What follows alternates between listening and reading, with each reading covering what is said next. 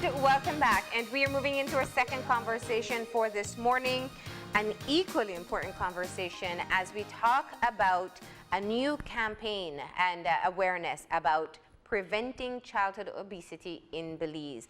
And joining us for this conversation, we have Heather Reneau, who is from the Belize Cancer Society.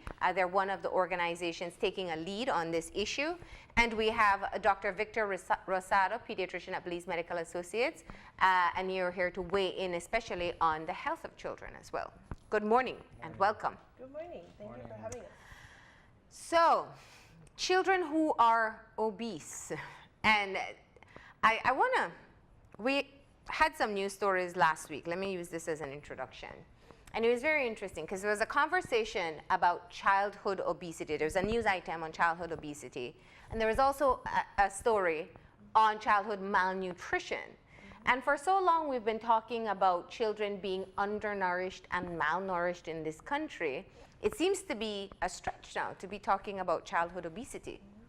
Where do we factor in? Well, that's a part of the problem that our statistics or demographics have changed. So whereby in the 70s and in the early 80s, yes, in the area of Central America, in the area of the Caribbean, undernutrition and malnutrition was equal to undernutrition, all right? But something dramatic has occurred over the last 3 decades, from the 70s to the 2000s, whereby we're seeing less undernutrition and we're seeing more overweight and obesity, all right?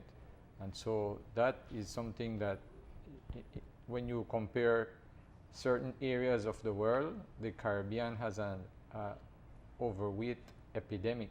So 1 in every 3 child is either overweight or obese. Wow. Now, Heather, that puts into perspective why this is an issue, but it's not just something being tackled in Belize. Tell us more about that. Yes, the Too Much Junk campaign is a regional initiative out of the Healthy Caribbean Coalition. They're an organization out of Bahamas, which brings together Caribbean civil society organizations that push for mandates in certain healthcare areas. And not only in Belize, but in the entire Caribbean, non-communicable diseases are on the rise. And one of the contributing factors of this is obesity. So we have to make sure that we're getting the education out there as a Caribbean region, that we're helping to protect our people and educate our people. And of utmost importance, like Doc stated the statistics just now, 1 in every 3 Caribbean children is considered overweight or obese. What happens to the health sector in the next 10 to 15 years? All of our governments will be severely burdened. So if we don't approach this devastating situation now, it will become a health crisis pretty soon. And our kids won't be able to enjoy old age. They won't be able to be very productive members of society if they have all these ailments.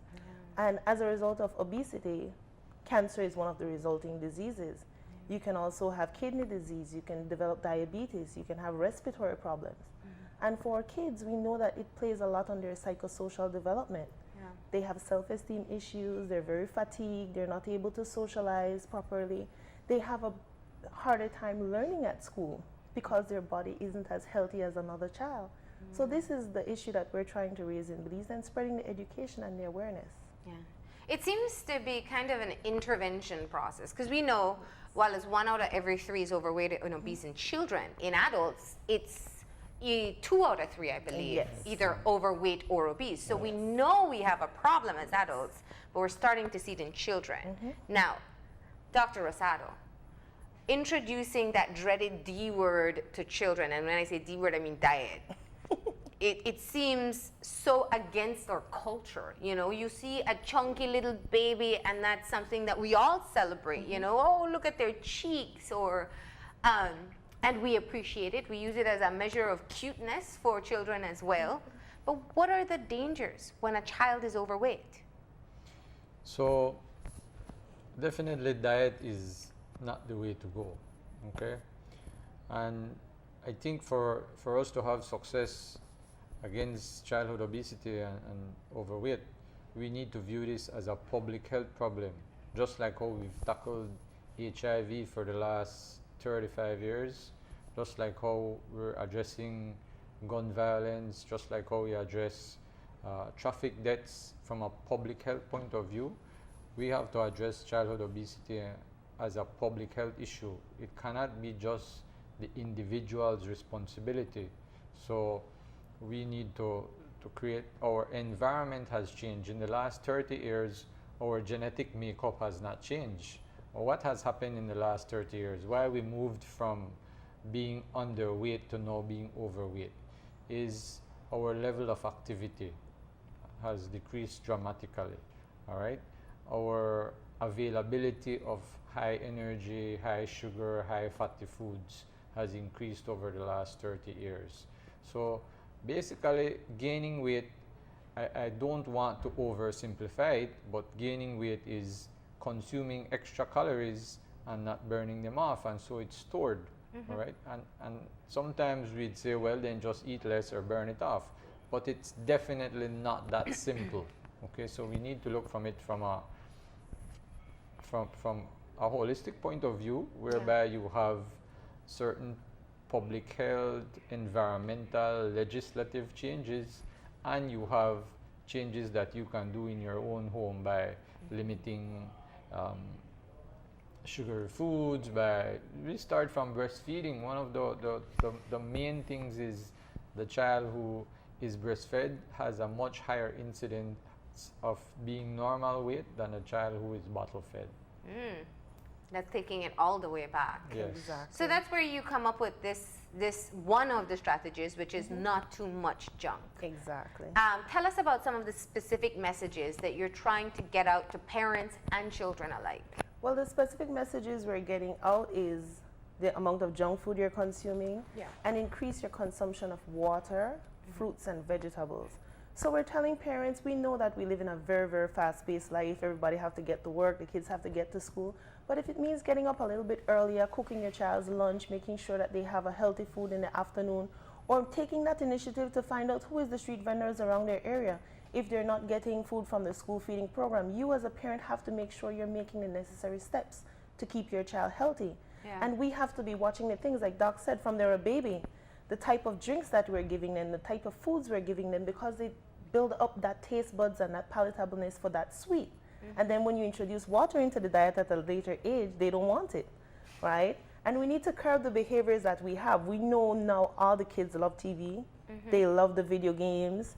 So going outside and playing some basketball or running around with friends comes secondary, because we can connect on the internet and play basketball over the internet as well. So it's the physical activity that we're pushing. Watch the amount of sugar your kids are consuming. Give them more water. Let them try new fruits. Belize has a myriad of fruits, and I guarantee you these kids haven't tasted all of them.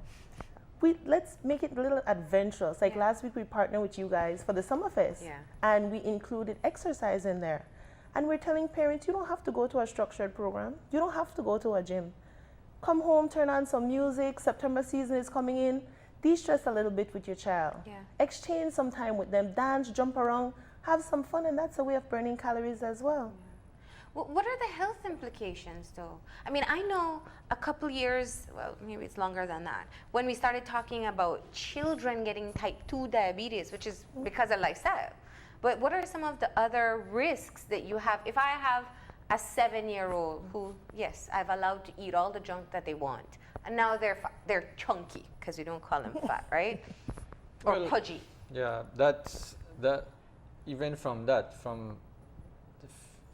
scared of using the word obese or overweight. So I see it on a daily basis. I'm sure. A mother brings a child to me for a cough and cold, and obviously when I see the child and I weigh the child and I put him on a growth chart, no do I say, Mom, your child is obese. The child came for cough and cold, so I can already anticipate that the mom will say, I didn't come here for that, or my child is just fat and it's baby fat. So there are a lot of excuses. So how do you deal with it then? So I practice saying, Mom, your child is overweight, or sometimes your child is obese, and I show them the growth chart. All right. So the more and more we say it, we start to get used to it. All right. And we need to face the facts. If the child is 30 pounds overweight, if the child should have weighed 50 pounds and he's at 90 pounds, then the child is obese. And by definition, with your BMI, if you're between 85 and 95% of the BMI for the age, you're overweight. If you're above 95%, you're obese. But so that's the definition of being overweight. And so we need to feel more comfortable just discussing that as a diagnosis, all right, and writing it down so that Belize Health Information Services can start having overweight and obesity as a diagnosis, all right? Because it is considered a health condition now. It is definitely so. And your question about what are the health implications, there are a lot. The health implications for children start having joint problems because of simple physics, where you have extra weight on the joints. We have hip dislocation in children because they're overweight. And of course, the non-communicable diseases will come a little later on in life, like hypertension and diabetes. But diabetes is one that can come very early on in something called insulin resistance. So we see what we refer to as adult onset diabetes in children. So we have children who are 9, 10 years old taking diabetes medication that initially we used to reserve only for adults. And again, I go back, what has changed is our lifestyle, less physical activity and more availability of high energy, high fructose foods. Now, the children go back to school in a few weeks. The older ones are starting already. But the younger ones specifically, I could give you scenarios that I know firsthand. A mother gives or a father gives a child some money. They go and they buy meat pies and a juice. We're lucky if we get some water as breakfast. Or that is what is sold at school as a mid-morning snack. Meat pies alone, after the good Karen Rosito explained to me, it's just, it's a phenomenal amount of calories in one little pie. Or maybe they get tacos. Lunch comes around. It'll be a fast food joint around school. Usually cheap, usually fried. Then I'm not sure what people have after hours. So this is a whole rethink from what's available in school to what's available around school. And even if the school takes measures, because I know some schools do, to keep healthy food in their arsenal, you have the street vendors, just one little hand through the fence, and the kids are tiny, and they get exactly what they weren't supposed to get. So there seems to be a far bigger effort beyond parents. Policy and legislative changes that have to be made to ensure that our children are protected. What's happening on that end? What would be some of the recommendations, and what can we expect? So basically that highlights that it cannot be just the individual's responsibility. We have to tackle this from a public health point of view, and there has to be policy and legislative changes like you mentioned. There are some immediate actions that we can take, and there are medium and long-term actions that can also be taken. Immediate actions, we don't need to change the law to say that PE should be given every day in school. So traditionally PE is once a week. Some schools don't have space for physical education, but the recommendations are that our children should have high physical activity at least 60 minutes each day. So if they are not getting and if they're lucky, they get PE once a week for what, a half an hour? Yes. And for punishment, sometimes it's taken away. So those changes can be implemented right away. In terms of the availability of, let's say, water, that's another one that should be fairly easy. We can put water fountains in each school, and if we don't want the kids to consume soft drinks and ideals, then you have to have an alternative. But certain schools have no water, the child is not allowed to go to the water fountain, and at recess only ideals and soft drinks are sold. So a parent choice is limited if the environment is not is not addressed. Yeah. Okay, so there are definitely issues that you can do at home. So you can say, well, I will walk with my child, Pack breakfast, pack pack lunch. breakfast, and then go to the park. Can our kids ride to school today? Can our kids walk to school today? So no, because the neighborhood is violent and the sidewalks are not there, or if they're there, the manholes are missing.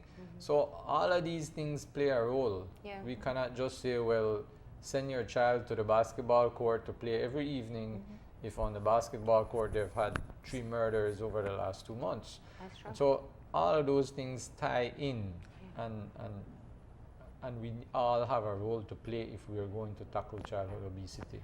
And I'm sure all of these issues have come out so far. And Heather, tell us, because while I think the effort in getting parents and children to buy in, there'll have to be some policy changes. Yes. What are we expecting to come out of this? Well, we're expecting great things. The Cancer Society, in collaboration with the alliances that we've started, is the Childhood Obesity Prevention Alliance. And we have lobbied numerous government ministries. We have gotten support from our Ministry of Foreign Affairs, our Attorney General, the Ministry of Health, the Solicitor General, and they have recognized the importance of this problem. And they would like to support, they would like to develop a policy note. On the other hand, like I said, it's a multiple prong approach. All governments, all ministries, civil society, everybody is working together to address this issue because it's far beyond just education and sensitization. Governments have a role to play, individuals have a role to play, and civil society has a role to play. So we're pushing individual importance, while the government, on the other hand, is pushing changes. Like Doc is explaining, they have to be responsible for parks development, for the safety of the community, to ensure that people feel protected when they're out there, that we can have our children go to school without fear. We know that the streets are properly regulated, the traffic department is out there making sure kids won't get knocked down. So it's a multiple prong approach. We also have the Ministry of Health on the back end that is not only responsible for end of life care. When you have high blood pressure, you end up in the public system, but they also have to push that education part of it. And all the ministries together have to lobby to make sure that we make this a public health crisis, because it is.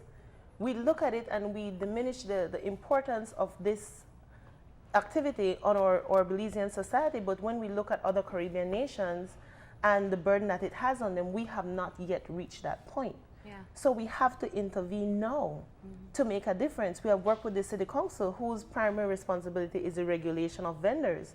We have done a training with them and educated them on the issues, on the sicknesses, and we even did a test. We have to say thank you to Dr. Sanchez. He said that we'll have them do their blood pressure and their height and weight to see if they're as healthy as they think. And most of the vendors are overweight. They have high blood pressure. They're just as stressed. So we have to educate them, because they're the ones out there preparing food for your child. And you made a very good observation.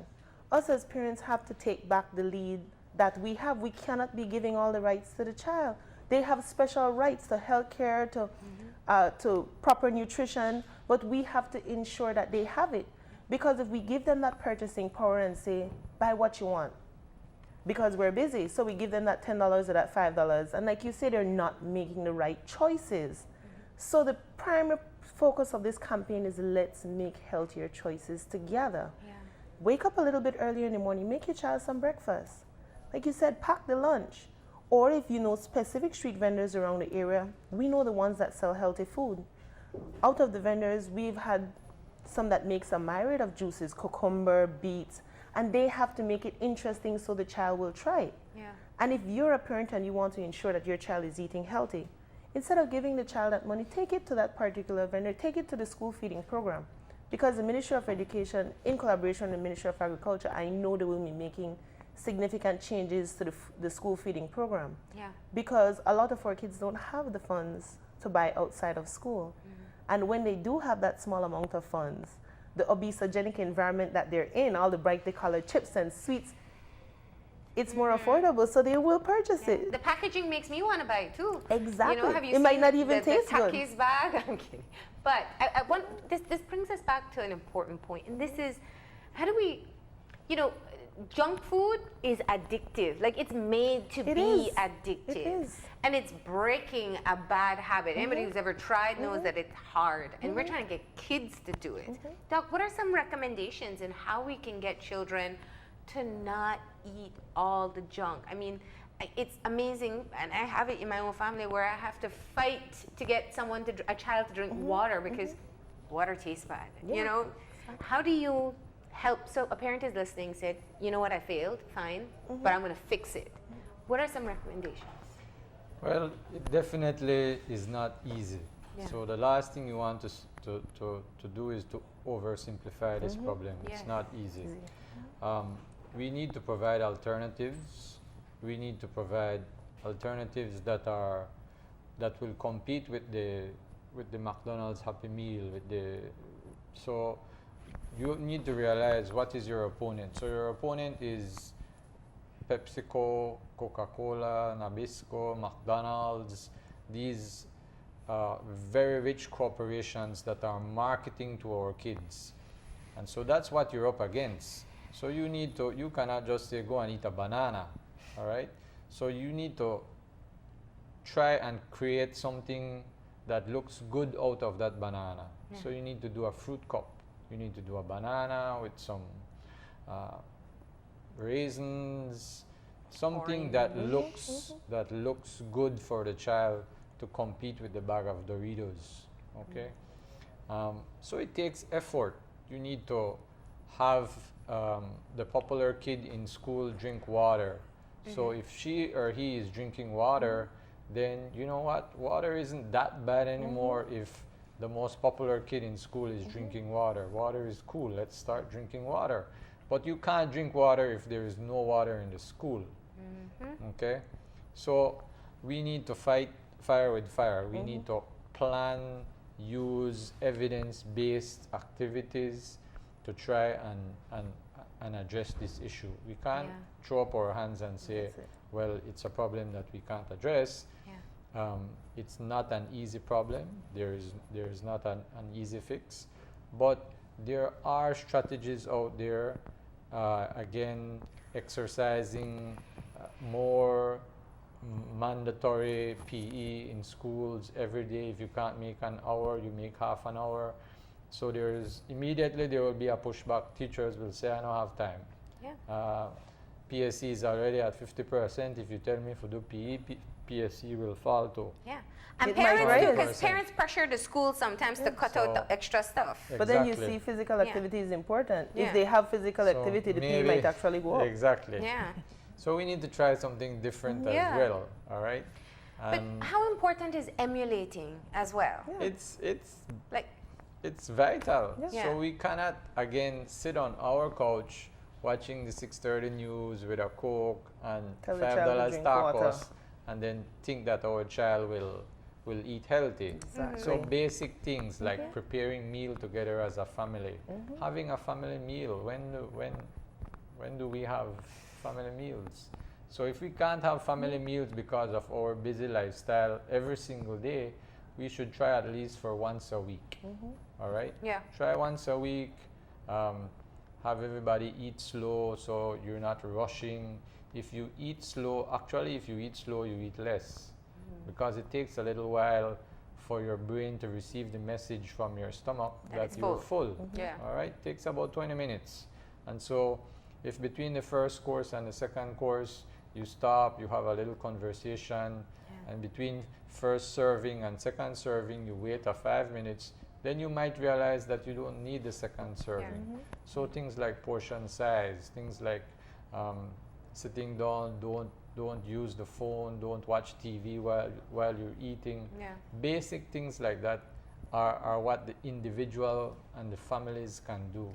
Okay? Now, if we're talking about cutting down on junk food, drinking more water, and getting more exercise, is this message specifically to children who are overweight and obese, or is this a practice that we want everyone to be involved in? It's an all of society approach, so we want everybody to incorporate that practice. Okay. Young, middle age, old, everybody, because all of us have the same ability to have these diseases. Yeah. It's the same risk factors all around. So if we're only saying to the kids, what happened to the adults? Because like we're saying about emulating, your child will do what they see. So if we have a practice of doing this in the household, when they come outside of the household, they will carry on that training. Yeah. Because some people have brought to our attention, I do everything healthy at home, but when my child gets to school, it's a different thing. But when they get to school, we provide them with the funds to purchase the things that we don't want them to have. Yeah. So we have to make sure that together we are making the right choices.